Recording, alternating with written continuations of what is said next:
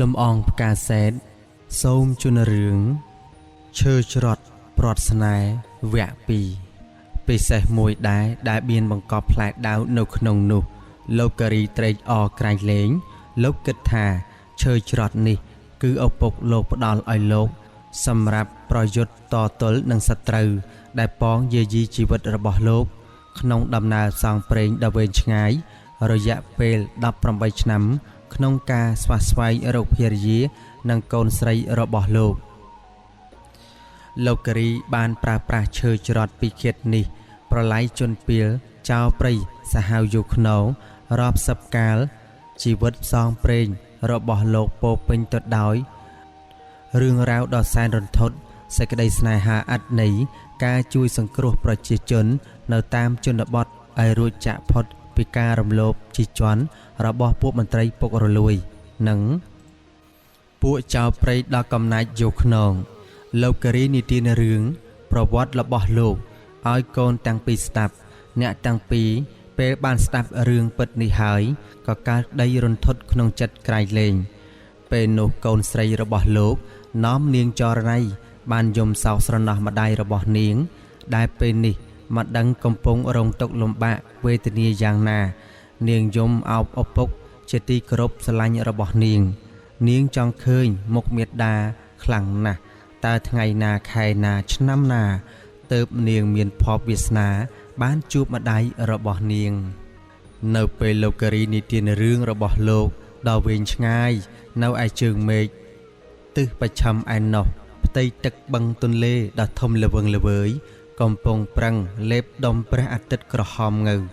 មិនយូរប៉ុន្មានយប់ងងឹតបានឈៀងចូលមកគ្របលើសមុទ្រទឹកសាបនេះពួកកម្មករបានអុជចង្គៀងព្យួរនៅខាងមុខដំបូលទូកការពារក្រែងមានទូកដតីមកបុកឬក៏ប៉ះតុងកិច្ចពួកកម្មករនិងពួកស៊ីឈ្នួលការពារទូកនិយាយគ្នាថាណែកូនយើងនៅតែប្រមាណគីឡូម៉ែត្រទៀតយើងដល់កំពង់ផែហើយបុរសម្នាក់ទៀតអង្គុយលើក្បាលទូកកាន់ដាវបញ្ចេញរឹកក្អេងក្អាងជាងគេពោលឡើងថាណែវើយកុំតន់អាលអពេកតាមអញធ្លាប់ដឹងតែទូកចិត្តដល់កំពង់ផែតែងតែមានពួកក្រុមចៅអាត្រាក់ត្រយឹងឬអាចៅជើងទឹកចាំស្ទាក់ប្លន់ទូកដឹកទំនិញមិនសូវខានទេបុរសម្នាក់ទៀតកាន់ពូថៅធំមុខសឆ្ងាចទះទ្រូងពោលអះអាងឡើងថាឲ្យតែពួកវាហ៊ានប្លន់ទូកនេះពូថៅហោះពូថៅហើរបស់អញនឹងបញ្ជូនវាទៅធ្វើជាចំណីត្រីនៅក្នុងបឹងទន្លេសាបយ៉ាងតន់ហន់មិនខានឡើយនៅក្នុងទូកឯណោះវិញលោកការីនិងកូនប្រុសស្រីរបស់គាត់កំពុងទទួលទានអាហារពេលល្ងាចដែលបានវេចខ្ចប់យកមកពីភោជនីយដ្ឋាននៅឯកំពង់លួងលោកការីនិងកូនទាំងពីរទទួលទានអាហារដោយស្ងៀមស្ងាត់ពុំបានដឹងថាលោកឪពុកចិញ្ចឹមរបស់នាងចរណៃបានស្លាប់ដោយសារស្នាដៃកូនចៅរបស់មេចៅស្តាំងខ្មៅបាត់ទៅហើយនោះទេក្នុងភាពងងឹតសូនសុង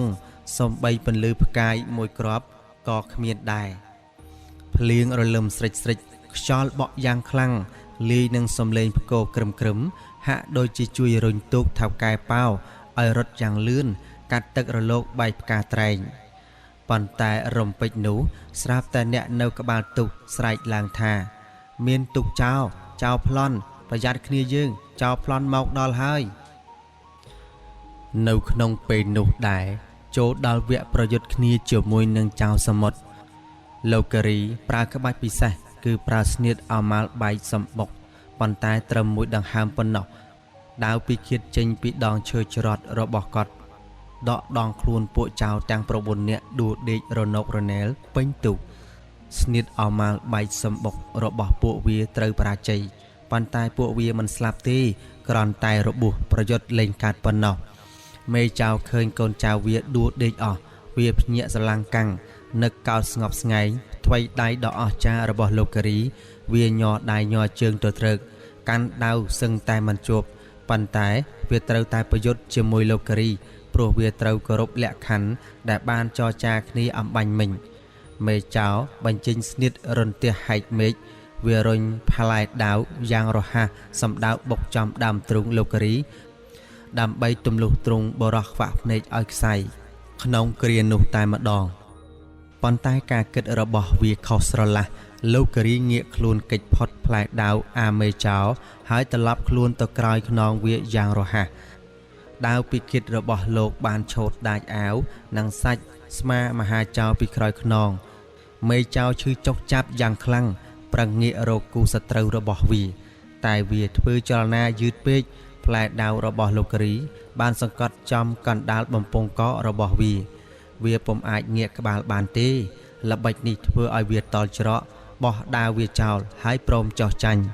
មេចោត្រាក់ត្រយឹងលុតជង្គង់ចោះដៃវាសំពះលោកការីហើយពោលព្រមគ្នាទាំងមេទាំងកូនវាថា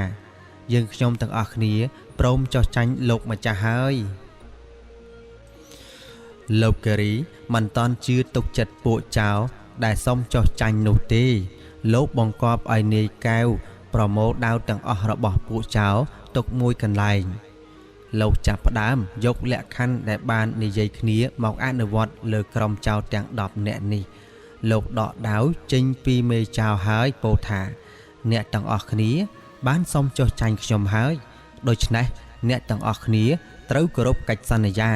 ដែលបានធ្វើជាមួយខ្ញុំគឺឈប់ធ្វើចោលចាប់ពីពេលនេះតទៅអ្នករាល់គ្នាត្រូវធ្វើខ្លួនឲ្យទៅជាពលរដ្ឋខ្មែរម្នាក់ប្រកបទៅដោយគុណធម៌រស់នៅប្រកបដោយមុខរបរចិញ្ចឹមជីវិតដោយសុចរិតទៀងត្រង់ដោយប្រជាជនដែលកំពុងរស់នៅតាមស្រុកភូមិនិគមជនបទក្នុងប្រទេសយើងអ្នកទាំងអស់គ្នាដឹងទេថាក្នុងការប្រយុទ្ធអំបញ្ញមិញនេះខ្ញុំអាចសម្លាប់អ្នកទាំងអស់គ្នាបានយ៉ាងងាយតែខ្ញុំទុកជីវិតឲ្យអ្នកដោយខ្ញុំគ្រាន់តែធ្វើឲ្យអ្នករាល់គ្នារបួសប៉ុណ្ណោះ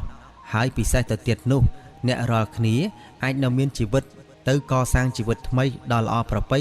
តើអ្នកទាំងអស់គ្នាស្ដាប់បានទេក្រុមចៅទាំងមេទាំងកូនអោនកាយសំពះលោកការីហើយសម្ដែងទឹកចិត្តរំភើបត្រេកអរ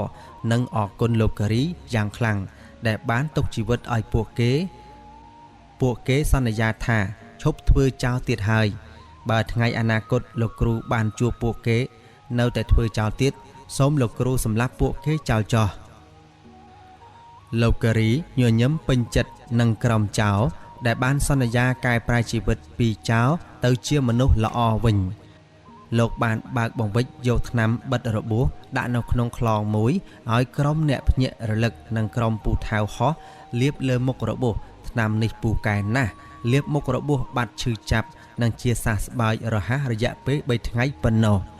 បន្ទាប់មកទៀតមេចៅក្រាក់ត្រយឹងបានបកគលកញ្ចប់មាស10ដំឡឹងជូនលោកថៅកែប៉ាវវិញ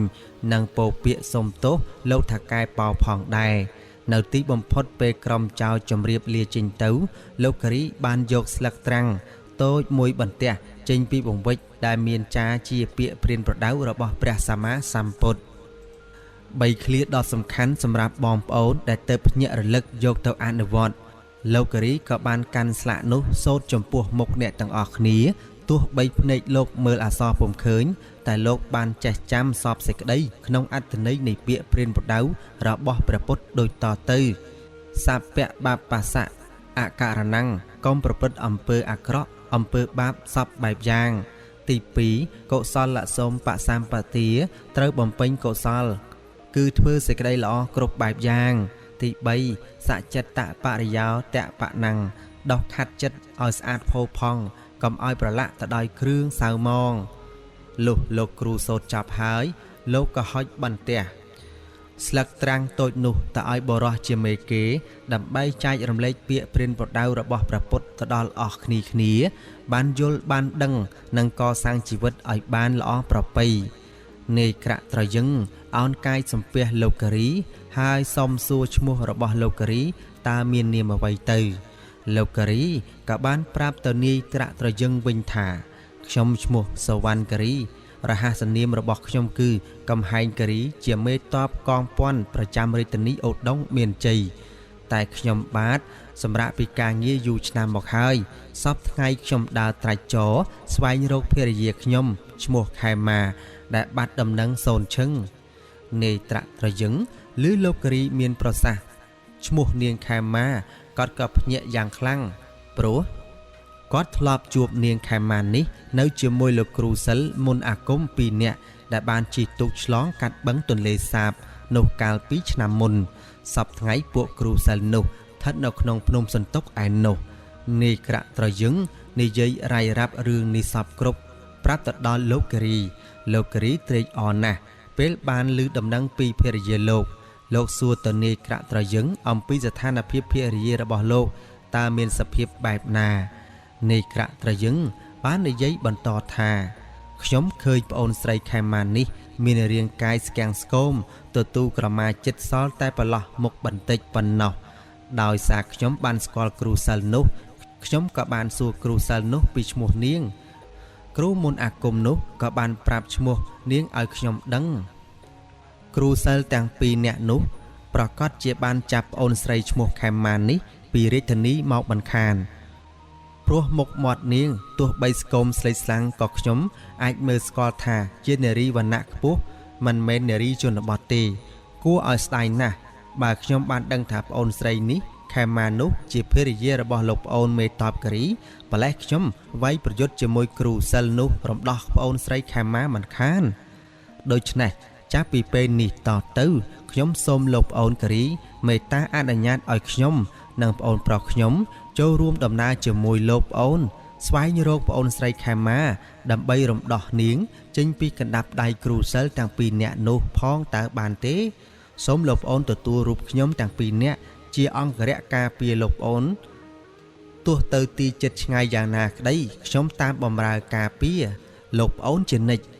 លោកការីពេញចិត្តនឹងសម្ដីរបស់នាយក្រាក់ត្រយឹង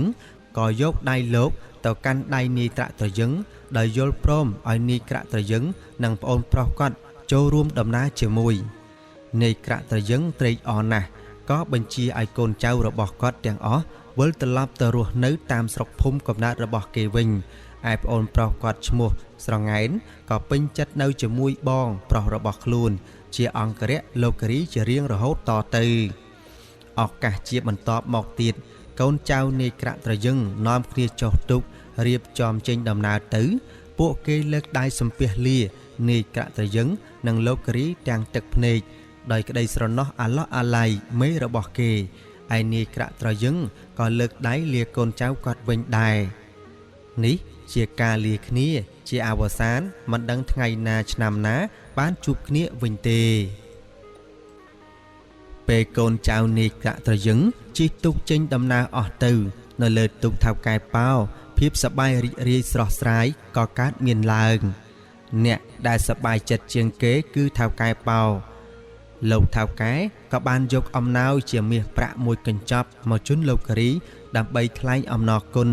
លោកតែលោកការីប្រកែកមិនទទួលទេ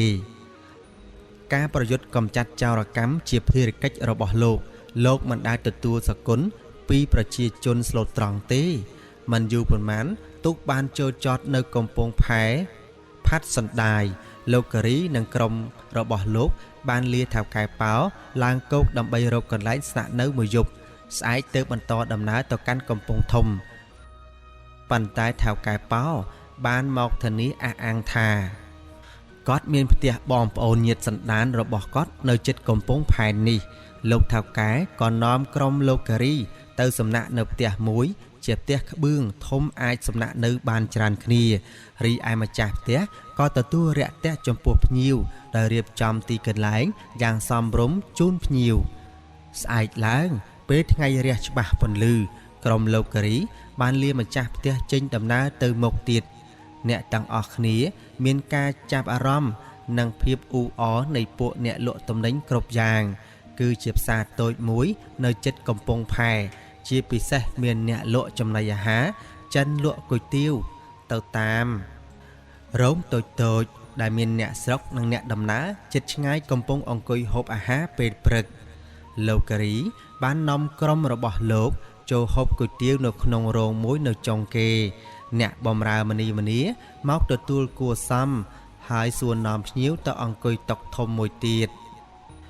ពេលកំពុងហូបគុយទាវស្រាប់តែមានភ្ញៀវប្រុស2-3នាក់ដើរចូលមកអង្គុយតុមួយជិតនោះ ក្រាន់តែកលេចឃើញនាយត្រាក់ត្រយឹងកំពុងអង្គុយហូបគុយទាវបរោះទាំង3នាក់ក៏ភ្ញាក់ផ្អើលរត់ចេញពីរោងគុយទាវហើយស្រែកប្រាប់ប្រជាជនជាច្រើននិងអ្នកលក់ដូរនៅក្នុងផ្សារថាបងប្អូនអើយឆាប់រត់ទៅមេចៅក្រាក់ត្រយឹងមកប្លន់យើងហើយឆាប់រត់បងប្អូនឮបរោះ3នាក់ស្រែកថាមេចៅក្រាក់ត្រយឹងដូច្នេះមនុស្សផ្អើលជ្រួលច្របល់រត់ជន់គ្នាខ្លះរត់ចោលទំនិញ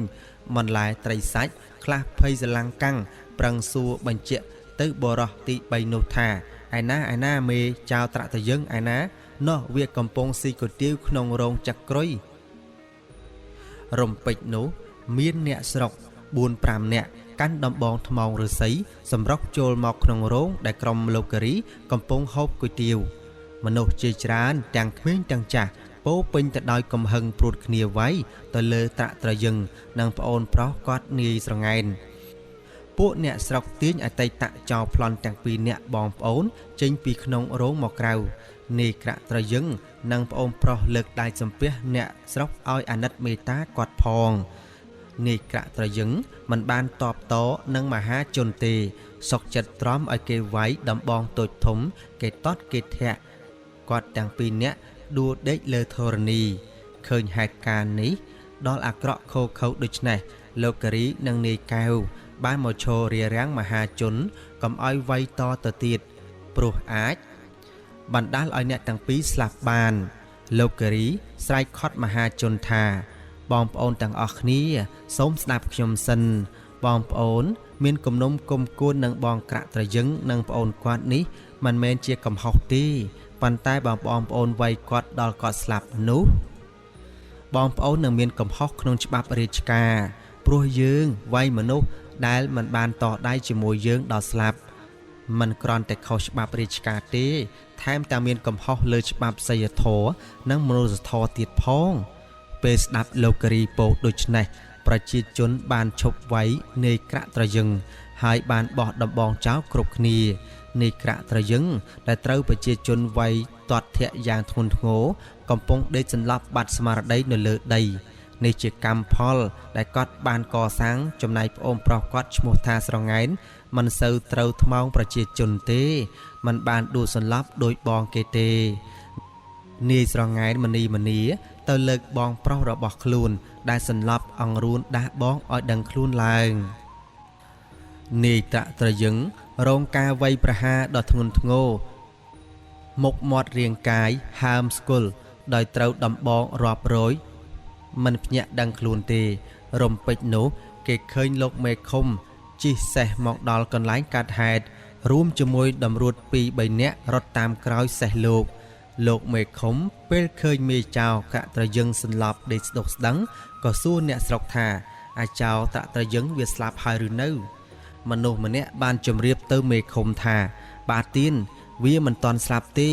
យើងខ្ញុំបានវាយវាឲ្យសន្លប់ព្រោះយើងខ្ញុំខឹងនឹងវាអាចៅនេះណាស់វាបានប្លន់យើងខ្ញុំច្រើនដងមកហើយលោកមេឃុំក៏បង្កប់ឲ្យតម្រួត 2 នាក់យកអង្រឹងមកសែងមេចៅនេះយកទៅមន្ទីរឃុំប៉ុន្តែលោកការីបានចេញមុខខាត់លោកមេឃុំមិនឲ្យយកនាយត្រាក់ត្រយឹងទៅមន្ទីរឃុំទេ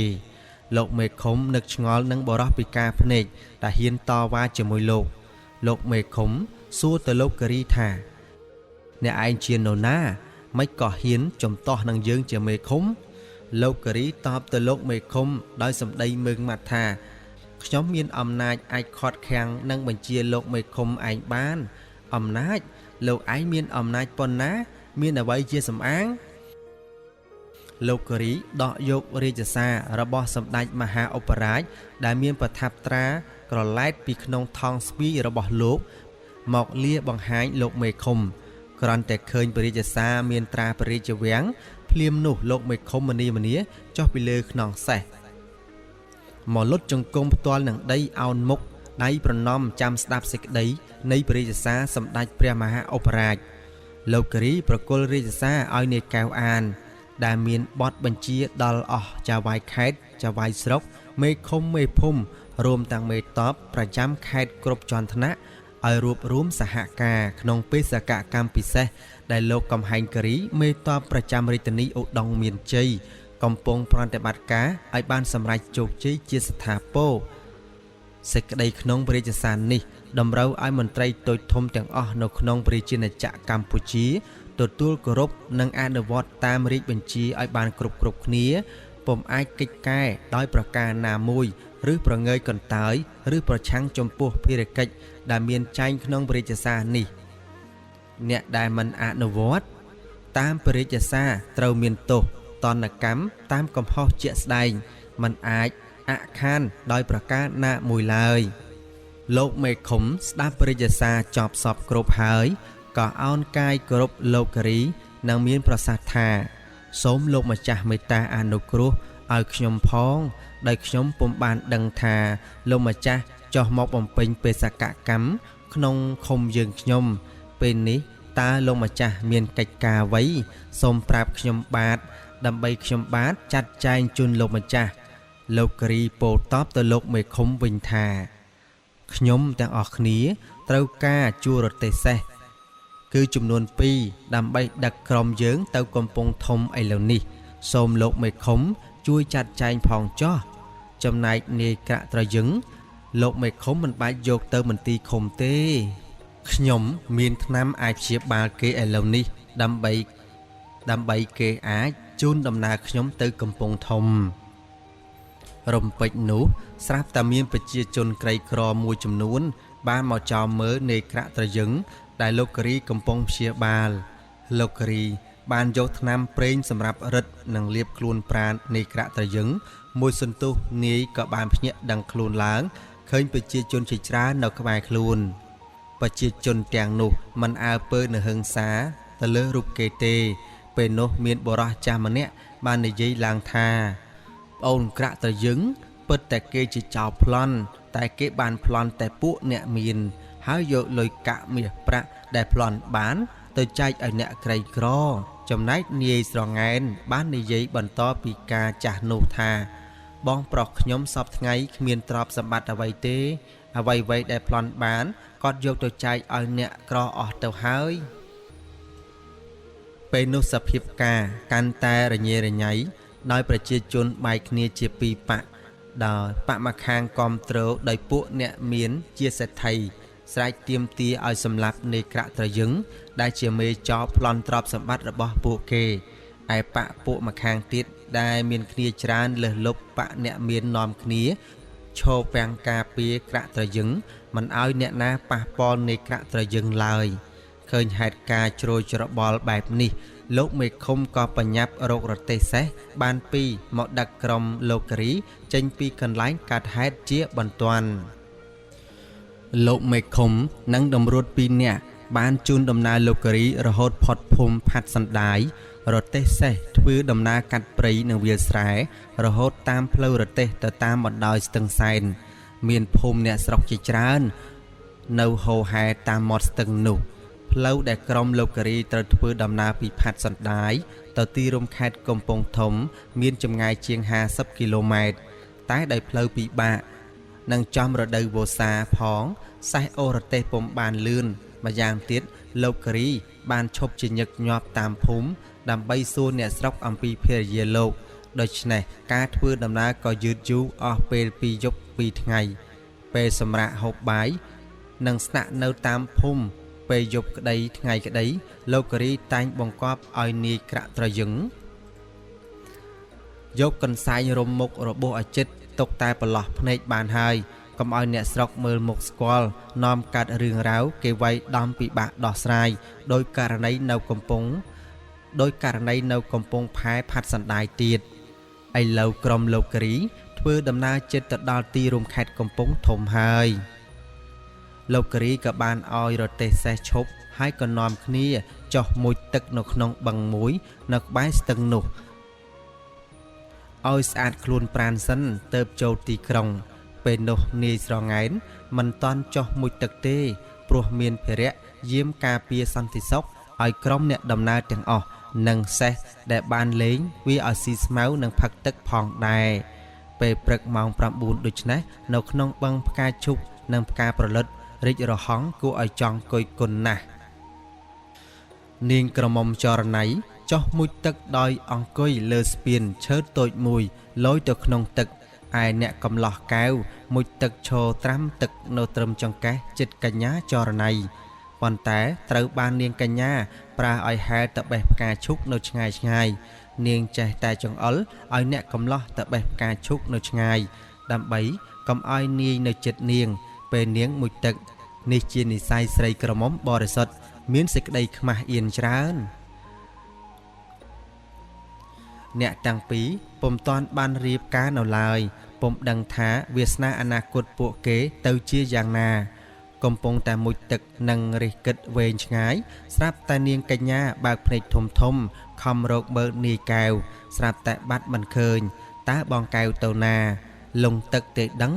នាងកញ្ញាផិតភ័យយ៉ាងខ្លាំងស្រាប់តែវាក់នាយកែវងើបពីក្នុងទឹកចាប់អោបនាងពីក្រោយខ្នងនាងកញ្ញាភ្ញាក់ស្រែកយ៉ៃនាងវាយតបនាយកែវតែនាយកែវមិនព្រមលែងដៃពីចរណៃឡើយ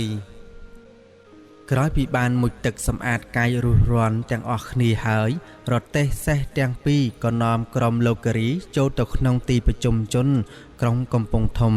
អ្វីដែលនាំឲ្យពួកគេមានការភ្ញាក់ផ្អើលយ៉ាងខ្លាំងពេលទៅដល់ខ្លោងទ្វារធំនៃក្រុងកំពង់ធំ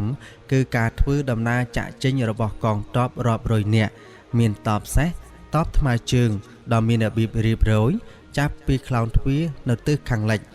នេះពិតជាការចេញធ្វើសឹកសង្គ្រាមក្នុងតំបន់ណាមួយមិនខានលោកកេរីចុះពីរទេះដោយមានកូនស្រីនាងចរណៃដឹកដៃផងក៏បានសួរទៅលោកមេតបម្នាក់ដែលកំពុងជិះសេះត្រួតពិនិត្យកងទ័ពដោយវាចាគួរសមបំផុតថាសូមលោកមេតាអត់ទោសខ្ញុំសូមសួរលោកប្អូនបន្តិចតើលោកប្អូនជាមេតបឈ្មោះនរៈចេថាតើលោកមេតបឈ្មោះនរៈចេថាលោកស្ថិតនៅក្នុងក្រុងនេះដែរឬទេលោកមេតបនោះក៏បានតបសម្ដីមកវិញថាលោកបងសួររកលោកមេតបធំឬលោកមេតបធំស្ថិតនៅក្នុងបន្ទាយខាងលិចក្រុង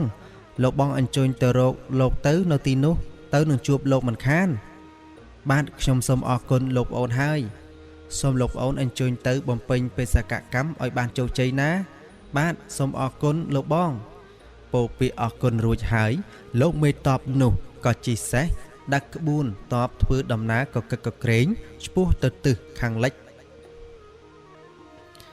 យ៉ាងប្រញាប់រុះរាន់ហាក់ដូចជាមានកលយុគកើតឡើងនៅស្រុកភូមិណាមួយដែលកងទ័ពត្រូវចេញទៅបង្ក្រាបជាបន្ទាន់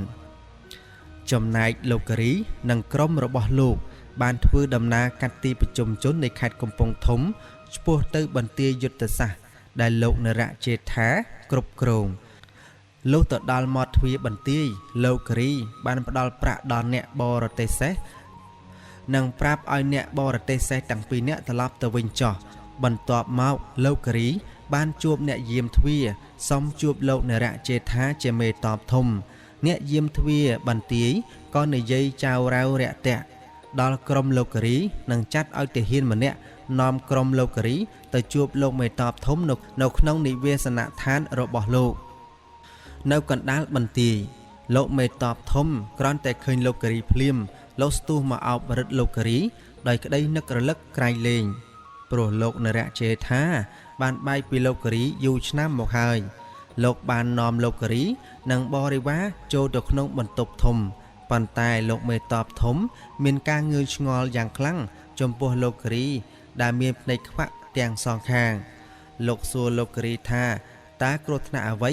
បានជាបណ្ដាលឲ្យភ្នែកលោកប្អូនខ្វាក់ដូច្នេះ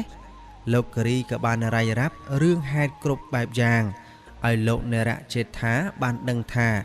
ពុព្វហេតុដែលបណ្ដាលឲ្យភ្នែកខ្ញុំខ្វាក់ដោយសារលោកសំខាន់បានបង្កទុក្ខលំបាកសពបែបយ៉ាងឲ្យខ្ញុំប្រត់ប្រាស់ប្រពន្ធកូននិងខ្វាក់ភ្នែកតាំងពីនៅក្នុងពេលប្រយុទ្ធជាមួយគ្រូសិលឈ្មោះថារឹបជ័យដែលមានពស់ពីរក្បាលជាបរិវារគឺពស់ពីរក្បាលនោះហើយដែលបានព្រុសពើសចំភ្នែកខ្ញុំបណ្ដាលឲ្យខ្ញុំខ្វាក់ភ្នែកទាំងសងខាងរឿងនេះបានកើតកន្លងទៅ18ឆ្នាំហើយគឺដោយសារខ្ញុំខ្វាក់ភ្នែក ពុំអាចកាន់ការងារគ្រប់គ្រងកងទ័ពបានខ្ញុំក៏លាឈប់ពីតំណែងហើយមកធ្វើដំណើរត្រាច់ចរស្វែងរកភរិយានិងកូនស្រីអស់រយៈពេលជាង20ឆ្នាំមកហើយប៉ុន្តែហេតុតែសំណាងខ្ញុំមានទៅខ្ញុំបានមកជួបកូនស្រីខ្ញុំនាងចរណៃនៅក្នុងឃុំកំពង់លួងដែលពេលនេះនាងបានមកតាមខ្ញុំក្នុងដំណើរស្វែងរកមេដារបស់នាងនិយាយមកដល់ត្រឹមនេះលោកគិរីក៏បានបង្ហាញកូនស្រីលោកឲ្យនរចេថាបានស្គាល់នាងចរណៃក៏អោនកាយសំពះគោរពលោកនរចេថាលោកនរចេថាគ្រាន់តែឃើញនាងកញ្ញាចរណៃភ្លាមលោកមានអារម្មណ៍នឹកឃើញទៅដល់នារីម្នាក់ឈ្មោះថាខែម៉ាដែលបានយកទឹកអប់និងគ្រឿងសក្ការៈបូជាមករៀបចំនៅក្នុងផ្ទះរបស់លោកកាលពីប៉ុន្មានខែមុននោះនាងខែម៉ានោះនិងនាងចរណៃនេះមានរាងរៅមុខមាត់ដូចគ្នាម្លេះបេះបិទប៉ុន្តែនាងខែម៉ានេះស្ថិតនៅក្នុងការគ្រប់គ្រងរបស់គ្រូមុនអាគមឈ្មោះថារីមចន្ទ្រាឥឡូវលោកយល់ហើយថាគ្រូមុនអាគមឈ្មោះរីមចន្ទ្រានោះពិតជាចោលលួចយកប្រពន្ធរបស់លោកគិរីមកប្រើឲ្យធ្វើប្រេងម្សៅទឹកអប់សម្រាប់តម្រូវការក្នុងមុខរបររបស់ពួកគេលោកមេតបនរចេថាបានស្ដាប់លោកគិរីនិយាយរៀបរាប់អំពើអាក្រក់របស់លោកសំខាន់ដែលបានប្រព្រឹត្តទៅលើលោកគិរីធ្វើឲ្យលោកគិរីរងទុក្ខវេទនាជាច្រើនឆ្នាំលោកនរចេថាកើតមានកំហឹងយ៉ាងខ្លាំងចំពោះលោកសំខាន់ហើយពោលបដិញ្ញាថានឹងជួយលោកគិរីឲ្យបានជួបជុំគ្រួសារឡើងវិញក្នុងពេលឆាប់នេះពេលនោះលោកនរចេថាទាញដៃលោកគិរីចូលទៅក្នុងបន្ទប់ពិសេសមួយលោកបានប្រាប់លោកគិរីថាលោកមានផែនការសម្ងាត់មួយគឺលោកនឹងចាត់មនុស្សឲ្យទៅហៅគ្រូមុនអាគមឈ្មោះរីមចន្ទ្រាដែលមានទីលំនៅនៅជើងភ្នំសន្ទុកឲ្យមកជួយរៀបចំទីតាំងអាសនៈសក្ការៈបូជានៅក្នុងផ្ទះលោកដោយយកតាំងនារីដែលចេះធ្វើគ្រឿងក្រអូបទឹកអប់ម្សៅមកជាមួយផងដែរពោលដូច្នេះហើយលោកនរចេថាក៏បានចាត់ទាហាន3នាក់ឲ្យយកលិខិតមួយច្បាប់ជិះសេះនាំយកលិខិតនោះទៅភ្នំសន្ទុកជាទីតាំងលំនៅរបស់គ្រូមុនអាគមគាថាដើម្បីប្រគល់លិខិតនោះជូនដល់គ្រូមុនអាគមដោយសេចក្តីប្រញាប់ប្រញាល់ជាទីបំផុតទាហានទាំង3នាក់ជិះសេះយ៉ាងរត់រះសម្ដៅទៅភ្នំសន្ទុកស្វែងរកផ្ទះគ្រូមុនអាគមចំណែកមេតបធំប្រញាប់ប្រញាល់ឲ្យអ្នកបម្រើរបស់លោករៀបបាយទឹកម្ហូបអាហារទទួលភ្ញៀវរបស់លោកទាំង5នាក់ព្រោះជាពេលថ្ងៃត្រង់ហើយបន្ទាប់មកលោកក៏បានប្រគល់បន្ទប់ពិសេសមួយសម្រាប់អ្នកទាំង5នាក់ស្នាក់នៅដោយឡែកពីគ្នាលោកនរចេថាបានពិភាក្សាជាមួយលោកគិរីពីផែនការសម្ងាត់ដែលលោកនឹងអនុវត្តក្នុងពេលព្រឹកស្អែកគឺពេលគ្រូសិលនោះមកដល់ក្នុងផ្ទះលោកប្រាប់ឲ្យលោកគិរីលាក់ខ្លួនសិនពេលគ្រូសិលនោះនាំនាងខែម៉ាចូលទៅក្នុងបន្ទប់រៀបចំតុបតែងភ្ញីផ្កាទឹកអប់ពេលនោះទៅលោកគិរីចេញពីក្នុងបន្ទប់មកចំណែកលោកនរចេថាបានបំរុងទាហាន10នាក់ចាំចាប់គ្រូសិលនោះចងបើគ្រូសិលនោះតដៃឬក៏ស្រែកហៅកូនចៅវាដែលជូនដំណើរវាមកជួយវានោះទាហានមួយក្រុមទៀតនឹងចាប់ចងអាកូនចៅវាទៀតហើយបើវាតដៃត្រូវប្រហារជីវិតតែម្ដងក្រោយពេលដែលបានធ្វើដំណើរអស់មួយល្ងាចទាហានម្នាក់នាំសម្បត្តិទាំង3នាក់បានទៅដល់ទីលំនៅរបស់គ្រូសិលមុនអាគមគាថាឈ្មោះថារាមចន្ទ្រានោះដែលសង់ផ្ទះលាក់ខ្លួននៅក្នុងព្រៃក្បែរជើងភ្នំសន្ទុកអ្វីៗដែលទាហានទាំង3នាក់មានការភ្ញាក់ផ្អើលនឹងរឿងឆ្ងល់យ៉ាងខ្លាំងពេលបានឃើញមនុស្សប្រុសពេញកម្លាំងរាប់សិបនាក់កំពុងហាត់គុនដាវដំបងនិងប្រយុទ្ធបោកចំបាប់គ្នានៅក្នុងព្រៃក្បែរផ្ទះលោកគ្រូមុនអាគមមើលទៅហាក់ដូចជាកងទ័ពហាត់ក្បួនប្រយុទ្ធមុនចេញទៅសមរភូមិដូច្នេះតាហ៊ានទាំង3នាក់ឃើញហេតុការណ៍នោះហើយក៏ធ្វើជាមិនដឹងមិនឮហើយបញ្ញាប់នាំគ្នាយកលិខិតរបស់លោកនរចេថាទៅជូនលោកគ្រូសិលនោះនៅលើផ្ទះរបស់គាត់លោកគ្រូមុនអាគមឈ្មោះរាមចន្ទ្រារីករាយរាក់ទាក់ទទួលទាហានទាំង3នាក់និងអានលិខិតដែលលោកនរចេថា បង្គាប់ឲ្យលោកគ្រូរាមចន្ទ្រាឲ្យទៅរៀបចំកន្លែងអាសនៈគោរពបូជានៅផ្ទះរបស់លោកនៅក្នុងបន្ទាយយុទ្ធសាស្ត្រខេត្តកំពង់ធំជាបន្ទាន់គ្រូសិលនោះមានអំណរយ៉ាងខ្លាំងនិងបានផ្ដាំផ្ញើតាមទាហានទាំង3នាក់ដែលគោរពលាលោកគ្រូត្រឡប់ទៅបន្ទាយវិញថាខ្ញុំគ្រូសិលរាមចន្ទ្រាសូមអរគុណលោកមេតបធំមេត្តាជ្រាបថាខ្ញុំនឹងយកប្រដាប់ប្រដាគ្រឿងសក្ការៈបូជាសពគ្រប់និងនារីអ្នកផលិតទឹកអប់ពិសេសលេខ1ទៅរៀបចំកន្លែងសក្ការៈបូជាជូនលោកម្ចាស់មេតបធំក្នុងថ្ងៃស្អែកនេះមិនខានពេលទាហានទាំង3នាក់ចេញផុតទៅដោយនាយចន្ទ្រាបានប្រមូលគ្នាសិតតែអ្នកខ្លាំងក្លាពូកែខាងវៃកັບចាក់និងមានជំនឿស្មោះត្រង់ទៅលើគ្រូមន្តអាគមនេះបាន10នាក់មកប្រជុំដាក់ផែនការសម្រាប់លោកមេតបនរជេដ្ឋាថ្ងៃស្អែកគ្រូសិលដាក់បបបញ្ជាដល់កូនចៅរបស់ខ្លួនថាអ្នកទាំងអស់គ្នាត្រូវប្រុងប្រយ័ត្នជានិច្ចគ្រប់គ្នាត្រូវមានកបិតស្នៀតមួយម្នាក់លាក់នៅក្នុងចង្កេះសម្ពុតដោយយកអាវបាំងមិនត្រូវស្ពាយដាវទៅទេកុំឲ្យគេសង្ស័យក្រុមយើងមានគ្នា10នាក់ចែកជា2ក្រុមមួយក្រុមមាន5នាក់ក្រុមទី1ត្រូវចូលទៅក្នុងផ្ទះលោកនរជេដ្ឋាជាមួយខ្ញុំដោយបន្លំខ្លួនជាអ្នកជួយកាន់ប្រដាប់ប្រដាសម្រាប់ពិធីប្រសិទ្ធិថ្វាយព្រះពុទ្ធរូបស្រោបមាស4ព្រះអង្គគង់ឈរលើបល្ល័ង្កដែលមានខ្នងទល់គ្នាបែរប្រភពទៅទិសទាំង4លុះព្រឹកឡើងគ្រូសិលបាននាំគ្នាទាំង4-10នាក់ធ្វើដំណើរទៅកាន់បន្ទាយនរជេដ្ឋាលុះទៅដល់មាត់ទ្វារបន្ទាយទាហានយាមមាត់ទ្វារបានបើកទ្វារឲ្យរទេះសេះដឹកគ្រូសិលនិងអ្នកជិះសេះហែហម10នាក់ចូលទៅក្នុងបន្ទាយដោយពុំមានការរារាំងអ្វីឡើយពេលចូលទៅដល់ផ្ទះលោកនរជេដ្ឋានៅកណ្ដាលបន្ទាយក៏មានក្រុមទាហានអ្នកយាមផ្ទះលោកមេតបធំ2នាក់មកអញ្ជើញគ្រូសិលនិងបរិវាររបស់គាត់ឡើងទៅលើផ្ទះគ្រូសិលក៏បាននាំនាងខេមាដែលកាន់ជើងពៀនត្រថោទឹកអប់ដែលបិទយ៉ាងជិតជាមួយនឹងបរិវារ5នាក់កាន់ផ្កាឈូកនិងទៀនក្រមួនឃ្មុំព្រមទាំងបាយសី7ថ្នាក់មួយគូឡើងទៅលើផ្ទះលោកមេតបនរជេដ្ឋាលុះចូលទៅដល់ក្នុងបន្ទប់តាំងគ្រឿងសក្ការៈបូជាភ្លាមនាយរាមចន្ទ្រាក៏យករបស់របរទៅតុបតែងយ៉ាងប្រញាប់ប្រញាល់ដើម្បីឲ្យមានភាពទាក់ទាញអារម្មណ៍លោកមេតបធំគ្រូសិលអង្គុយសូត្រមន្តអាគមគាថា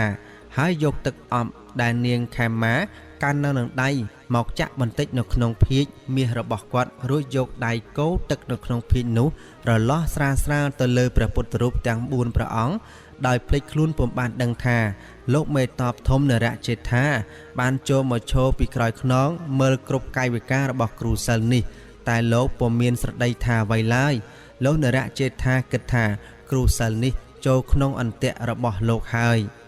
ព្រោះវាបានយកនាងខេមាមកចូលក្នុងបន្ទប់នេះដូច្នេះដែរផែនការរបស់លោកនឹងបានសម្រេចមិនខាន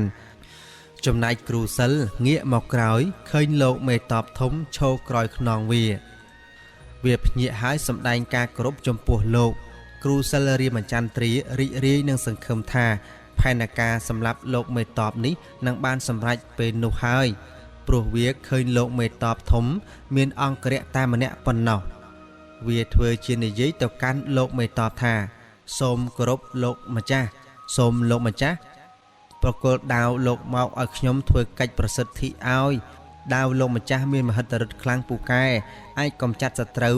ទោះសត្រូវនោះខ្លាំងពូកែយ៉ាងណាក៏ដោយក៏មិនអាចតទល់នឹងបារមីដាវរបស់លោកម្ចាស់បានដែរលោកនរជេដ្ឋាក៏ប្រគល់ដាវឲ្យទៅគ្រូសិលតែលោកដឹងកលល្បិចរបស់គ្រូសិលនេះអស់ទៅហើយលោកកំពុងប្រុងប្រៀបប្រយុទ្ធជាមួយពួកវាមិនប្រហែស1នាទីណាឡើយក្នុងគណៈនោះដែរ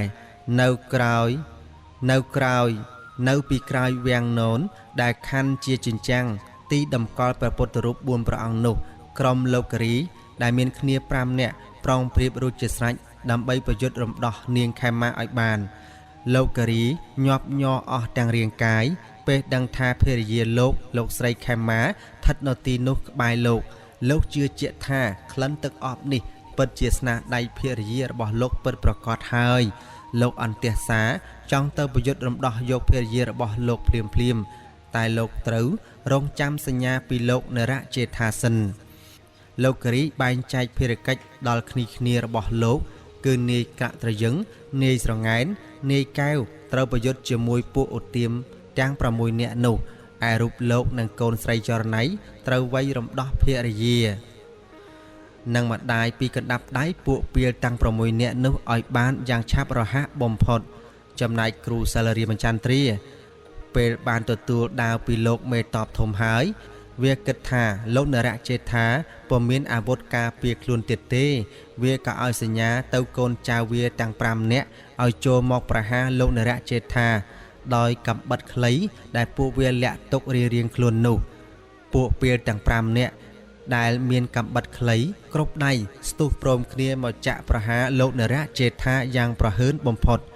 តែរំពេចនោះអង្គរៈរបស់លោកស្ទុះងើបឡើងយកដាវរងការពីលោកមេតបយ៉ាងរហ័សបណ្ដាលឲ្យពួកពាលពុំអាចនៅជិតលោកមេតបបានឡើយលោកនរជេដ្ឋាដែលអង្គុយលុតជង្គង់នៅមុខព្រះពុទ្ធរូបក៏បង្វិលខ្លួនយ៉ាងរហ័សធៈឃាតករដែលហក់មកប្រុងចាក់លោកឲ្យដួលទៅលើនាយរាមចន្ទ្រាដែលកំពុងកាន់ដាវរបស់លោកមេតបឆក់យកដាវពីដៃគ្រូសិលមកប្រយុទ្ធនឹងខ្មាំងលោកឲ្យសញ្ញាដល់ក្រុមលោកគិរីដែលរងចាំនៅខាងក្រោយវាំងនោនឲ្យចេញមកប្រយុទ្ធការពារនាងខែមានិងលោកគិរីនិងក្រុមលោកទាំង3នាក់ដែលមានអាវុធគ្រប់ដៃស្ទុះមកឈរពាំងផ្លូវរារាំងមិនឲ្យនាយរាមចន្ទ្រាដែលប្រុងទាញដៃនាងខែមារត់ចេញពីបន្ទប់ពេលនោះហើយដែលលោកគិរីបានជួបភរិយាកំសត់របស់លោកអោបភរិយាជាប់មិនឲ្យគ្រូសិលយកនាងចេញពីបន្ទប់បានឡើយដោយសារបាននាយក្រាក់ត្រយឹងនិងនាយស្រងែនព្រមទាំងនាយកែវរួមដៃគ្នាប្រយុទ្ធជាមួយក្រុមជនអន្តពាលទោះបីពួកពាលទាំង5នាក់នោះមានកំបិតខ្លីតែពួកវាចេះក្បាច់ប្រយុទ្ធយ៉ាងចំណានដែលយើងមិនអាចបង្ក្រាបវាបានងាយៗឡើយឃើញដូច្នេះលោកគិរីប្រាប់នាយកែវនិងនាយស្រងែនការពារនាងខែមាឯរូបលោកស្ទុះចូលទៅប្រយុទ្ធជាមួយពួកពាលទាំង5នាក់ពួកពាលកំណាចទាំង5នាក់ឃើញលោកគិរីចូលមកប្រយុទ្ធជាមួយពួកវាសើចចំអកថាហើយហៅលោកគិរីថាអាខ្វាក់ឯងប្រយុទ្ធជាមួយយើងយ៉ាងម៉េចទៅបើភ្នែកឯងមើលមិនឃើញមានតែឈើច្រត់មួយហ្នឹងលោកកំហែងគិរីឥតនិយាយស្ដីតបតមួយម៉ាត់សោះលោកដកដាវចេញពីឈើច្រត់យ៉ាងរហ័សហើយវត្តផ្លែដាវទៅរកបងពងកដែលអាម្នាក់និយាយម៉ាក់ងាយកត់អំបាញ់មិញអា4នាក់ទៀតបានឃើញម្នាក់ដេកនៅលើកម្រាលព្រំយ៉ាងស្ងាត់មាត់វាក៏ចែកជើងជា4ទិសស្ទុះចូលទៅចាក់លោកគិរីវត្តផ្លែដាវសំដៅពោះអាម្នាក់ទៀតធ្វើឲ្យវារងរបួសហើយដេកស្ដោកស្ដឹងក្នុងចលនាលឿនដូចផ្លែព្រួញរួចលោកដកផ្លែដាវពីពោះអាម្នាក់នោះបុកទៅខាងក្រោយចំអាម្នាក់ទៀតវាស្រែកអូយរបូតកំបិតពីដៃនេះជាស្នៀតមច្ចរាជគួចប្រលឹងចំណែកអា2នាក់ទៀតឃើញវាដួលស្លាប់3នាក់នោះវាតន់ហោះដូច្នេះក៏បោះកំបិតខ្លីចោលហើយលុតជង្គង់លើកដៃសំចោះចាញ់លោកគិរីឥឡូវនេះនៅសល់តែគ្រូសិលរាមចន្ទ្រាកំពុងភ័យស្លន់ស្លោប្រុងរត់ចេញទៅក្រៅតែត្រូវបានលោកគិរីយកដាវរារាំងផ្លូវគ្រូសិលទុរយុទ្ធនោះដែលលោកខំស្វែងរកវា18ឆ្នាំមកហើយទីបំផុតក្រុមចោរទាំងមេទាំងកូនចៅវាដែលនៅរស់ទាំង7នាក់ត្រូវតែហ៊ានចាប់ចងទាំងអស់តាមបទបញ្ជារបស់នរជេដ្ឋានាយខ្ទើយមេអូទាមរាមចន្ទ្រាត្រូវបាននាំទៅកាន់កន្លែងឃុំឃាំងនិងសួរចម្លើយលោកនរជេដ្ឋានិងនាយទាហានរបស់លោកបានសួរចម្លើយនាយខ្ទើយរាមចន្ទ្រាដែលជាមេថ្លើមបោះបោបង្កតបប្រឆាំងនិងតបរាជការជាពិសេសផែនការសម្រាប់លោកមេតបរណជេដ្ឋាក្នុងបំណងដូចម្ដេចនាយរាមចន្ទ្រាបានឆ្លើយសារភាពថាពួកវាបានលួចកងទ័ពជាច្រើនរយនាក់បំរុងយកកងទ័ពទាំងនោះទៅជួយមេធំរបស់វាឈ្មោះថារិបជ័យដែលកំពុងប្រយុទ្ធជាមួយតបរាជការនៅស្រុកស្ទងវាសារភាពទៀតថាកងទ័ពដែលលោកមេតបធំបញ្ជូនទៅពីម្សិលមិញ ចំនួន300នាក់កំពុងប្រយុទ្ធជាមួយតបគ្រូធំវាដែលមានតបតែ200នាក់ពុំអាចតទល់នឹងតបខេត្តបានទេដូច្នេះហើយបានជាវារើសតបស្ម័គ្រចិត្តបានជាង100នាក់បំរុងបញ្ជូនទៅជួយមេតបធំវានៅឯស្ទងប៉ុន្តែចៃដន្យវាត្រូវបានលោកមេតបនរជេដ្ឋាបញ្ជាវាឲ្យរៀបចំអាសនៈសម្រាប់គោរពបូជាព្រះពុទ្ធរូបនៅក្នុងផ្ទះរបស់លោកជាឱកាសល្អសម្រាប់នាយខ្ទើយអាចសម្លាប់លោកមេតបធំបានយ៉ាងងាយបំផុតនាយរាមចន្ទ្រាគិតថាបើលោកមេតបនរជេដ្ឋាស្លាប់ទៅកងទ័ពខេត្តនឹងដកថយមកបន្ទាយវិញពេលនោះគ្រូធំរបស់វាឈ្មោះរឹបបជ័យនឹងតាំងខ្លួនជាស្ដេចត្រាញ់ប្រចាំស្រុកស្ទងនិងកំពង់ស្វាយបានមិនខានប៉ុន្តែពេលនេះផែនការរបស់លោកត្រូវបរាជ័យទាំងអស់ហើយត្រូវជាប់គុកទៀតផងចំណែកលោកមេតបនរជេដ្ឋាក្រោយពីបានសួរចម្លើយពួកនាយរាមចន្ទ្រាសពគ្រប់ហើយក៏ប្រគល់ភារកិច្ចឲ្យនាយទាហានមេបន្ទីឃុំឃាំងនាំក្រុមនាយចន្ទ្រាទៅឃុំខ្លួនក្នុងគុកដោយដាក់ការយាមកាមយ៉ាងប្រុងប្រយ័ត្នបំផុតហើយរូបលោកប្រញាប់ទៅជួបលោកការីសម្លាញ់របស់លោកដែលទើបជួបជុំគ្រួសារក្រោយពេលដែលបានបែកគ្នាជាច្រើនឆ្នាំលោកការីនិងភរិយាព្រមទាំងកូនស្រីលុតជង្គង់សំពះអរគុណលោកមេតបធំថ្លែងអំណរគុណលោកដែលបានយកអាយុជីវិតនិងប្រាជ្ញាស្មារតីដ៏វាងវៃទៅកម្ចាត់មនុស្សពីរំដោះភរិយាលោកបានជួបជុំមូលត្រកូលគ្នាវិញលោកនរជេដ្ឋា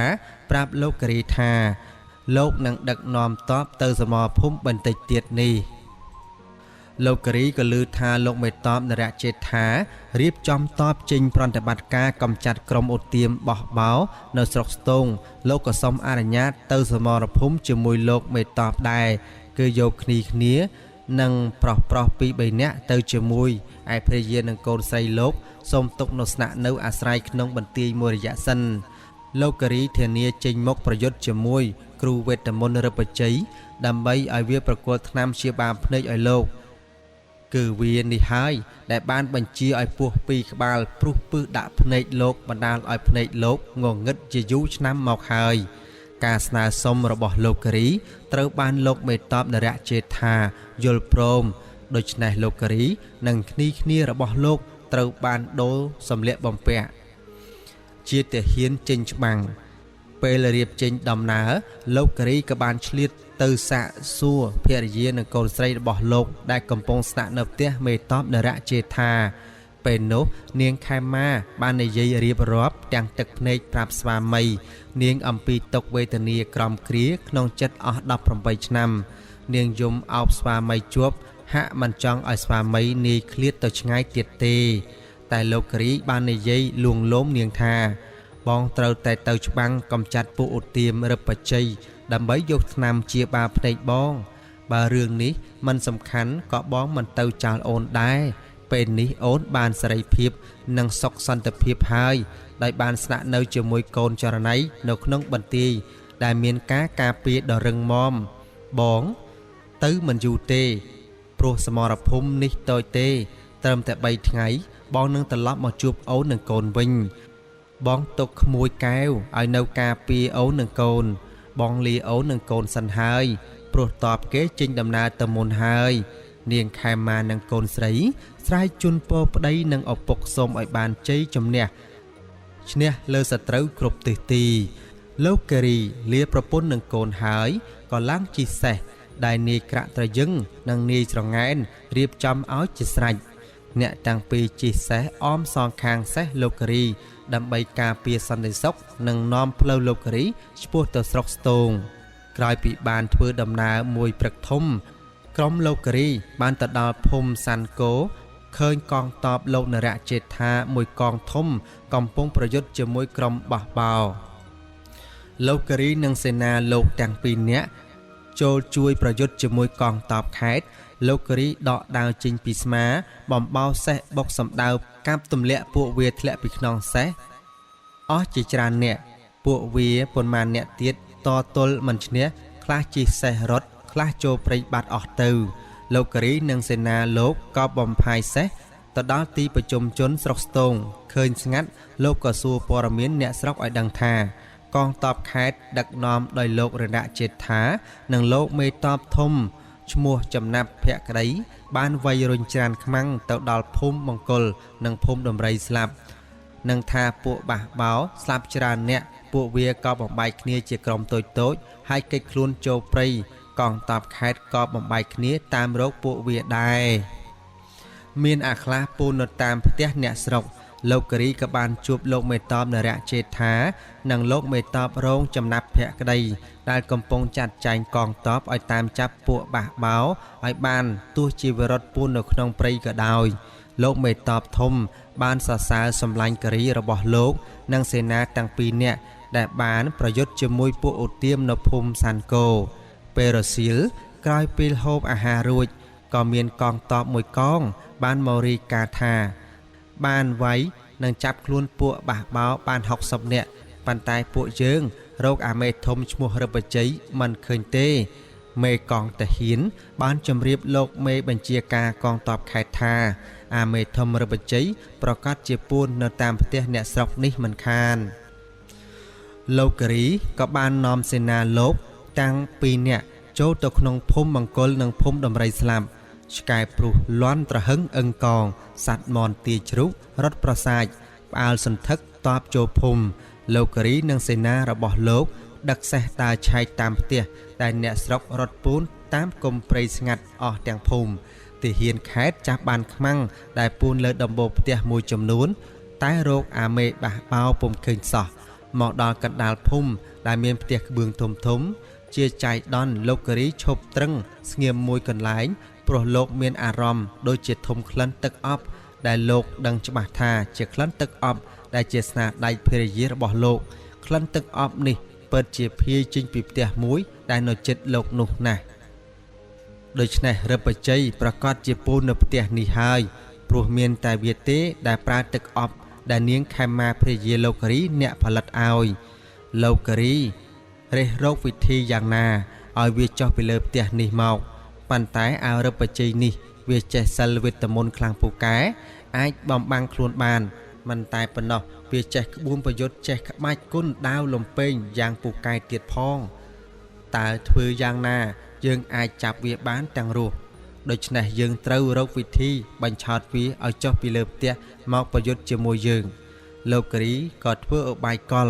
ឲ្យកូនទាហានរកចំបើងមកកោដុតឲ្យកើតជាផ្សែងហុយតាមបណ្ដោយខ្យល់ហាក់ដូចជាប្រុងនិងដុតផ្ទះនោះផ្សែងហុយខ្លាំងជិះទៅលើផ្ទះធ្វើឲ្យគ្រូសិលរឹបបជ័យនិងកូនចៅវាពីរបីនាក់ឆ្លក់ផ្សែងត្រំពុំបានផ្សែងចំបើងហុយកាន់តែខ្លាំងឡើងលោកការីស្រែកហៅរឹបបជ័យឲ្យចុះពីលើផ្ទះឲ្យឆាប់បើមិនចុះទេទាហាននឹងដុតផ្ទះនេះឯងមុខជាស្លាប់មិនខានតាមពិតលោកការីគ្រាន់តែគំរាមតែមិនបានដុតផ្ទះនោះទេឮសំឡេងប្រកាសប្រាប់របស់លោកការីថានឹងដុតផ្ទះនោះនាយរឹបបជ័យភ័យស្លន់ស្លោក៏បញ្ជាឲ្យកូនចៅវាពីរបីនាក់លោតចុះតាមបង្អួចទៅមុនរីឯខ្លួនវាខំប្រឹងសូត្រមន្តអាគមគាថាបបាំងកាយមុននឹងលោតចុះតាមបង្អួចប៉ុន្តែហេតុតែអកុសលកម្មតាមមកផ្ដន់ទាវាមុនអាគមអូមអាមដែលវាសូត្របំបាំងកាយរបស់វាដោយវាប្រើទឹកអប់លាបពេញខ្លួនប្រាណវានោះបែរជាសាបរលាបអស់ចាញ់អំណាចផ្សែងចំបើងវាតតតម្រេះក៏លោតតាមបង្អួចចុះមកដីពេលនោះវាឃើញសេនារបស់វាពីរបីនាក់ត្រូវទាហានមួយក្រុមចាប់ចងរួចជាស្រេចនាយរឹបបជ័យនៅសល់តែម្នាក់ឯងប្រុងរត់គេចខ្លួនតែលោកការីបញ្ជាឲ្យពួកទាហានពាត់ចាប់វានាយរឹបបជ័យកាន់ដាវនៅនឹងដៃស្ពីបង្វិចមួយតល់ច្រកមិនអាចគេចទៅណារួចក៏ប្រយុទ្ធជាមួយទាហាន10នាក់នោះវាពិតជាពូកែកាន់អាវុធប្រយុទ្ធខ្លាំងណាស់កូនទាហានដ៏ក្លាហានទាំង10នាក់ត្រូវរឹបបជ័យកាប់ឲ្យរបួសធ្ងន់និងស្លាប់ភ្លាមពីរបីនាក់ក្នុងវេលានោះលោកការីគិតថាបើបណ្ដោយឲ្យនាយត្រាក់ទៅយឹងនាយស្រងែននិងទាហានមួយក្រុមនេះប្រយុទ្ធជាមួយអក្រិតជននោះតទៅទៀតប្រកាសជាអ្នកទាំងនោះនឹងត្រូវស្លាប់និងរបួសជាច្រើនអ្នកទៀតហើយក៏មិនអាចចាប់វាបានទាំងរស់ទៅតាមបំណងលោកការីនឹងគិតទុកមកថានឹងឲ្យវាប្រកួតថ្នាំព្យាបាលភ្នែកលោកឲ្យបានជាឡើងវិញរំពេចនោះលោកមេតបនរចេដ្ឋា និងលោកមេតបរងចំណាប់ភក្តីបាននាំកងទ័ពមួយកងធំចេញពីព្រៃខាងលិចភូមិដំរីស្លាប់មកដល់កន្លែងដែលក្រុមទាហានរបស់ខេត្តកំពង់ប្រយុទ្ធនិងគ្រូសិលវឹបបច្ច័យលោកមេតបអង្គុយលើខ្នងសេះមើលគូប្រយុទ្ធមកខាងមានគ្នាមួយក្រុមឯមកខាងទៀតមានគ្នាតែម្នាក់ឯងប៉ុន្តែការប្រយុទ្ធបែរជាគ្រូសិលមានព្រៀបជាងធ្វើឲ្យក្រុមទាហានរងរបួសនិងស្លាប់ជាបន្តបន្ទាប់លោកការីមិនអាចទ្រាំមើលតទៅទៀតបានលោកខាត់ក្រុមទាហានដែលកំពុងតស៊ូប្រយុទ្ធជាមួយនាយរិទ្ធបច្ច័យឲ្យឈប់ប្រយុទ្ធទុកភារកិច្ចនេះឲ្យលោកប្រយុទ្ធតទល់នឹងគ្រូសិលដ៏ខ្លាំងពូកែនេះវិញលោកការីដកដាវកាន់នៅនឹងដៃចង្អុលមុខអាចោគ្រូសិលរិទ្ធបច្ច័យហើយស្រែកថាអាទុរយោប្រហើនកោងកាច់ចង្រៃឧត្តបាតអញរកមុខឯងយូរឆ្នាំហើយឯងធ្វើបាបអញប្រពន្ធកូនអញឲ្យប្រត់ប្រាស់នារីគ្នាអស់18ឆ្នាំមកហើយថ្ងៃនេះអញមិនទុកជីវិតឲ្យឯងរស់នៅលើផែនដីនេះតទៅទៀតទេនាយរិទ្ធបច្ច័យស្ដាប់ឮសម្ដីលោកការីដូច្នេះក៏ពោលតបវិញថាលោកកំហែងការីខ្ញុំបានសន្យាជាមួយលោកថា18ឆ្នាំចាំយើងជួបគ្នាហើយខ្ញុំនឹងប្រកួតថ្នាំបន្សាបពឹសពោះឲ្យលោកជាភ្នែកទាំងសងខាងក៏អាស្រ័យលើលោកតើលោកអាចប្រយុទ្ធឈ្នះខ្ញុំឬយ៉ាងណាបើខ្ញុំស្លាប់ដោយសារផ្លែដាវរបស់លោកនោះលោកក៏ពុំបានថ្នាំជាបាភ្នែកលោកដែរនេះណែថ្នាំពឹសនៅនេះវានៅក្នុងថង់ស្ពីរបស់ខ្ញុំនេះបើលោកប្រយុទ្ធឈ្នះខ្ញុំហើយខ្ញុំនៅមានជីវិតខ្ញុំនឹងព្យាបាលភ្នែកលោកឲ្យជារួចដើមវិញខ្ញុំនឹងព្យាបាលភ្នែកលោកឲ្យជាដូចដើមវិញនេះជាលក្ខខណ្ឌដែលគ្រូរិទ្ធបច្ច័យនោះកំណត់ឲ្យលោកការីត្រូវទុកជីវិតឲ្យវាពេលវាប្រយុទ្ធចាញ់លោកលក្ខខណ្ឌនេះលោកការីពិបាកទទួលយកណាស់ព្រោះតាមទម្លាប់របស់គាត់លោកមិនសូវទុកជីវិតឲ្យចោលកំណាចរបៀបវានេះទេឆាកប្រយុទ្ធរៀបនឹងចាប់ផ្ដើមលោកការីឆ្លៀតសួរគ្រូសិលថាឯណាសត្វពស់ចង្រៃរបស់ឯង2ក្បាលមិនក៏វាមិនឃើញមកជួយឯងគ្រូសិលតបថា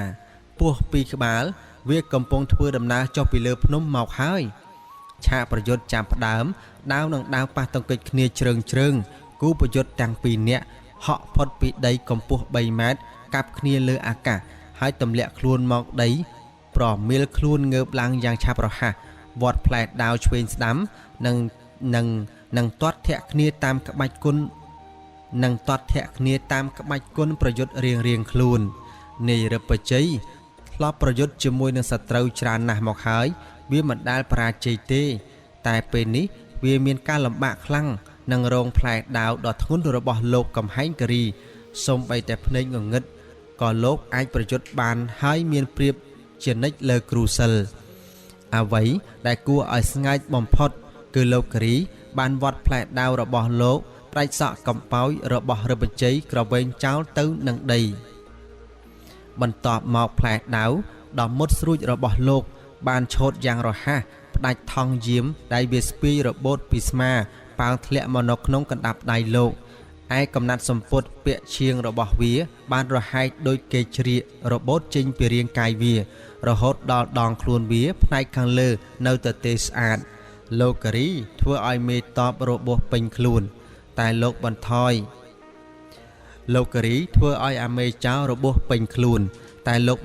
ដៃមិនឲ្យវាស្លាប់ទេលោកការីឃើញគ្រូសិលរិទ្ធបច្ច័យរៀងទន់ដៃកម្លាំងខ្សោយហើយតែវានៅតែកាន់ដាវជាប់នឹងដៃវាលោកការីប្រើស្នៀតខ្យល់កំបុតត្បូងគួចយកផ្លែដាវដោយកាត់ម្រាមដៃវាដាច់ទាំងអស់ពីរដាវក៏របូតពីដៃវាធ្លាក់ទៅឈរឆ្កឹងនៅលើដីរិទ្ធបច្ច័យដឹងខ្លួនថាចាញ់លោកការីហើយក៏លុតជង្គង់យកដៃខ្ទប់ឈាម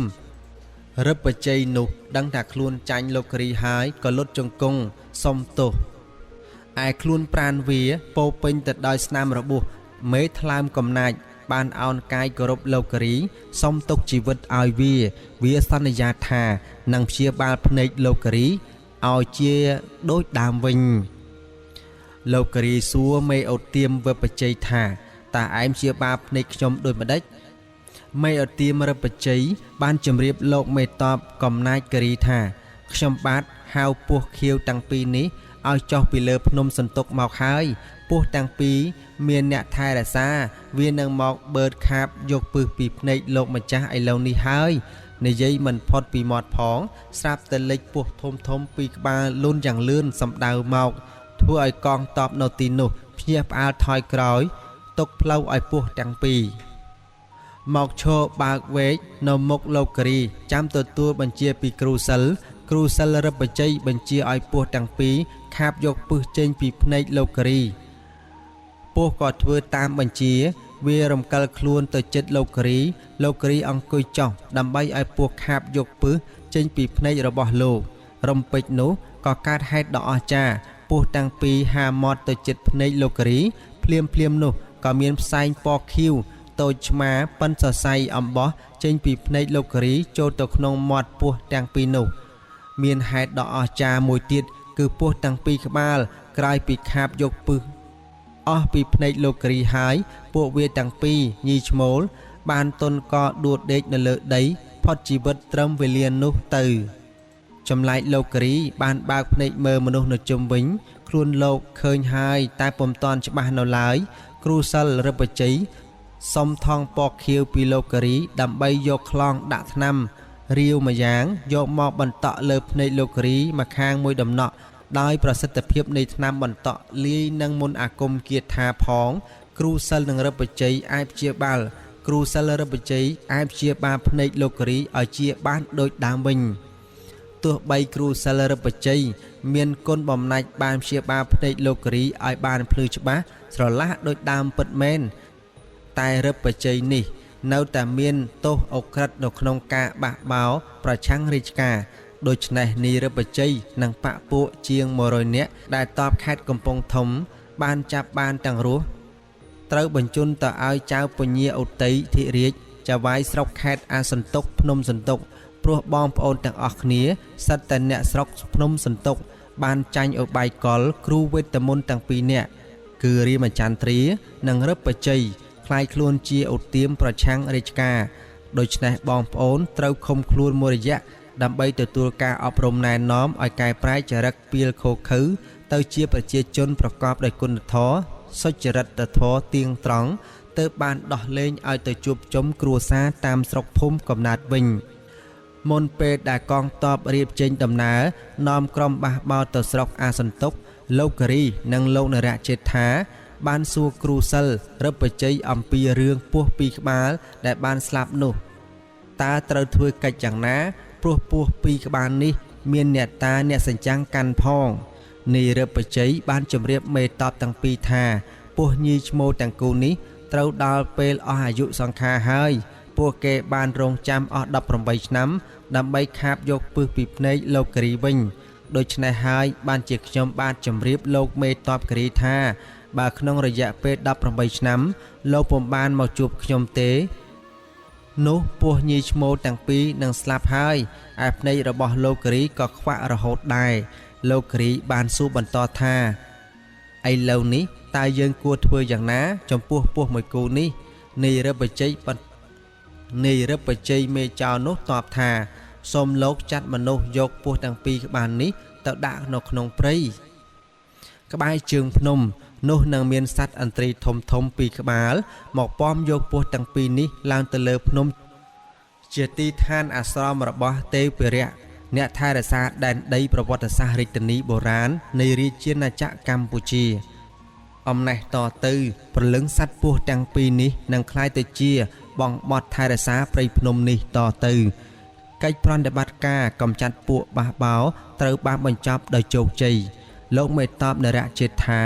បានអោបរឹតថ្លែងសេចក្តីកោតសរសើរលោកមេតបកំហែងគិរីដែលបានបង្ក្រាបនិងចាប់ខ្លួនបានមេបះបោររឹបបច្ច័យនិងរាមចន្ទ្រាដែលសិតតែជាមេឧទាមដ៏មានថ្មីដៃខ្លាំងពូកែខាងមន្តអាគមគាថានិងល្បិចកលយុទ្ធសាស្ត្រប្រយុទ្ធយ៉ាងចំណានបំផុត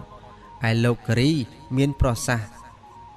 តបទៅនឹងលោកនរជេដ្ឋាវិញថាខ្ញុំក៏សូមថ្លែងអំណរគុណចំពោះលោកបងវិញដែរដែលបានបង្កលក្ខណៈឲ្យខ្ញុំបាទជួបភរិយាខ្ញុំថែមទាំងបានជាភ្នែកទាំងសងខាងនេះពិតជាគុណបំណាច់ធំណាស់ ដែលក្រុមគ្រួសារខ្ញុំមិនអាចភ្លេចគុណលោកបងបានទេក្នុងមួយជីវិតនេះថ្ងៃរសៀលជ្រាលជ្រេទុនទាបព្រះសូរិយាកងទ័ពក្រោមបញ្ជាការលោកមេតបរងចំណាប់ភក្តីដែលបានធ្វើដំណើរនាំក្រុមបះបោឆ្ពោះទៅស្រុកអាសន្ទុកបានស្រូតរត់រះទៅឆ្ងាយណាស់ហើយចំណែកកងទ័ពដែលនៅសេសសល់ក្រោមបញ្ជាការលោកនរៈចេថាត្រូវវិលត្រឡប់ទៅបន្ទាយវិញលោកគិរីជិះសេះធ្វើដំណើរជាមួយកងទ័ពទាំងទឹកមុខញញឹមលោកសង្ឃឹមថានឹងបានឃើញមុខភរិយានិងកូនស្រីរបស់លោកយ៉ាងច្បាស់ព្រោះឥឡូវនេះភ្នែកលោកភ្លឺច្បាស់ល្អណាស់មិនយូរប៉ុន្មានរាត្រីក៏មកដល់ការធ្វើដំណើរផ្លូវឆ្ងាយក្រោមពន្លឺព្រះច័ន្ទដែលរះមូលក្រឡង់កណ្ដាលវេហាលោកគិរីងើយមើលព្រះច័ន្ទលោកស្រមៃហាក់ដូចជាមុខភរិយាលោកកំពុងសម្លឹងមើលមកលោកដោយភក្ត្រាញញឹមប្រព្រាយលុះធ្វើដំណើរមកដល់ភូមិសានគោអ្នកស្រុកបានដាំបាយធ្វើម្ហូបទទួលកងទ័ពមានជ័យជំនះនៅលើពួកឧទាមពេលទទួលទានអាហាររួចហើយកងទ័ពក៏ស្រូតដំណើរទៅដល់បន្ទាយខេត្តកំពង់ធំនៅពេលជិតអាត្រៀតទោះបីយប់ជ្រៅក៏ដោយប្រជាជនក្រុងកំពង់ធំបាននាំគ្នាមកឈររងចាំដំណើរនិវត្តន៍នៃកងទ័ពដែលនាំមកនៅជ័យជំនះដល់ត្រចះត្រចង់ពេលមកដល់បន្ទាយកងទ័ពក៏ទទួលអបអរសាទរយ៉ាងខ្លាំងក្លាពីប្រជាជនរាប់រយនាក់ខ្លះជួបប្តីក្នុងជួរកងទ័ពខ្លះជួបឪពុកជួបបងប្អូនខ្លះជួបសង្សារស្ទះទៅស្ទុះទៅអោបរឹតគ្នាសប្បាយរីករាយឮទេសូរសំណើចរំពងអើងកងចំណែកលោកការីជិះសេះចូលបន្ទាយខំសម្លឹងរកមើលឯណាភរិយាខ្ញុំនិងកូនស្រីខ្ញុំក្នុងចំណោមមនុស្សអ៊ូអពេញក្នុងបន្ទាយក្រោមពន្លឺដួងចន្ទ្រាដែលរះខ្ពស់សន្លឹមលោកការីខំរកមើលភរិយានិងកូនស្រីរំពេចនោះមាននារី2នាក់វែកវងមនុស្សដើរយ៉ាងលឿនសម្ដៅមករកលោកការីដៃនាងទាំងពីរកាន់ផ្ការំដួលម្នាក់មួយបាច់ជូនស្វាមីនិងឪពុកមកពីសមរភូមិលោកការីចុះពីលើខ្នងសេះទទួលបាច់ផ្កាពីភរិយានិងកូនស្រីលោកអោបប្រពន្ធនិងកូនដោយក្តីរលឹកក្រៃលែងមនុស្សទាំងឡាយនៅជុំវិញនោះបែរមុខមកមើលលោកការីហើយស្រែកហូទះដៃអបអរសាទរពេលឃើញលោកការីលើកបីភរិយាលោកដោយមាននាងកញ្ញាចរណៃអោបចង្កេះឪពុកផងក្រោយពេលដែលបែកគ្នា18ឆ្នាំពេលនេះជាគ្រាដំបូងហើយដែលភ្នែកលោកមើលឃើញមុខប្រពន្ធនិងកូនស្រីលោកច្បាស់ក្រោមពន្លឺច័ន្ទពេញបរមីដំណើរផ្សងព្រេង18ឆ្នាំរបស់លោកកំហែងការីក្នុងការស្វែងរកភរិយានិងបុត្រីរបស់លោកពោពេញទៅដោយរឿងរ៉ាវប្លែកៗប្រកបដោយគ្រោះថ្នាក់ដល់ជីវិតនោះក៏ព្រោះតែលោកខ្វាក់ភ្នែកទាំងសងខាងមើលអ្វីមិនឃើញដែលត្រូវបានពួកពីលអសិលធម៌សាហាវយកខ្នងប្រមាថជីវិតលោកប៉ុន្តែរាល់ហេតុការណ៍អាក្រក់ដែលលោកបានជួបនោះត្រូវបានលោកប្រយុទ្ធបង្ក្រាបបានដោយថ្មីដៃខ្លាំងពូកែអស្ចារ្យរបស់លោកទាំងអស់នៅក្នុងដំណើរផ្សងព្រេងនោះលោកក៏បានជួបរឿងកំសត់កំប្លែងនិងតួអង្គនារីដ៏ល្អស្រស់ប្រំព្រៃដែលមានឋានៈខ្ពង់ខ្ពស់តាមសុំស្នេហាលោកតែលោកពុំបានទទួលសេចក្តីស្នេហារបស់នារីទាំងនោះឡើយលោកមានចិត្តស្មោះតែចំពោះភរិយាលោកម្នាក់ប៉ុណ្ណោះក្រោយពេលដែលបានជួបជុំភរិយានិងកូនស្រីហើយលោកការីនិងក្រុមគ្រួសារបានសុំលាលោកនរៈចេថាធ្វើដំណើរទៅកាន់រាជធានីឧដុង្គមានជ័យវិញចំណែកនាយក្រាក់ត្រយឹងបានចូលបួសនៅវត្តមួយនៅស្រុកស្ទងជាស្រុកកំណើតរបស់គាត់ឯនាយស្រងែនបានចូលធ្វើទាហានក្រោមបញ្ជាការលោកនរៈចេថានៅបន្ទាយកំពង់ធំរឿងកំសត់មួយទៀតបានកើតឡើងលើគ្រួសារលោកការីពេលធ្វើដំណើរទៅដល់ស្រុកកំណើតនៅឯស្រុកកំពង់លួងក៏បានទទួលដំណឹងថាលោកថៅកែភោជនីយដ្ឋានជាឪពុកចិញ្ចឹមរបស់នាងកញ្ញាចរណៃបានត្រូវពួកសេនារបស់នាយស្តាំងខ្មៅសម្លាប់នៅកំពង់ផែកំពង់លួងតាំងពីពេលក្រុមលោកការីជិះទូកចេញដំណើរទៅផាត់សណ្ដាយម្លេះនេះជារឿងដែលសោកសៅបំផុតសម្រាប់នាងចរណៃដែលបានបាត់បង់ឪពុកចិញ្ចឹមជាទីគោរពស្រឡាញ់បំផុតរបស់នាងក្រុមគ្រួសារលោកការីបានធ្វើដំណើរមកដល់ផ្ទះ កំណើតរបស់លោកនៅរាជធានីឧដុង្គមានជ័យហើយលោកគិរីបាននាំភរិយានិងកូនស្រីទៅក្រាបថ្វាយបង្គំសម្ដេចព្រះមហាឧបរាជនៅក្នុងព្រះបរមរាជវាំងសម្ដេចព្រះមហាឧបរាជបានតែងតាំងលោកកំហែងគិរីជាមេតបវិញដោះដែលចំណែកសំខាន់ពេលឃើញលោកគិរីនិងភរិយាត្រឡប់មកវិញក៏កើតក្តីអៀនខ្មាស់និងឈឺចាប់ក្នុងចិត្តក្រៃលែងបានចូលទៅក្រាបបង្គំទូលសុំសម្ដេចព្រះមហាឧបរាជទៅគ្រប់គ្រងកងទ័ពនៅទួលដែនផ្នែកខាងលិចប្រទេសវិញសម្ដេចក៏យល់ព្រមតាមសំណើដែលមានឱកាសល្អប្រពៃហើយលោកគិរីនិងភរិយាក៏ចាត់ចែងរៀបចំពិធីមង្គលការកូនស្រីនាងចរណៃជាគូកូនប្រុសនាយកែវយ៉ាងអរារឹកនៅគេហដ្ឋានរបស់លោកមេតបកំហែងគិរីនារាជធានីឧដុង្គមានជ័យ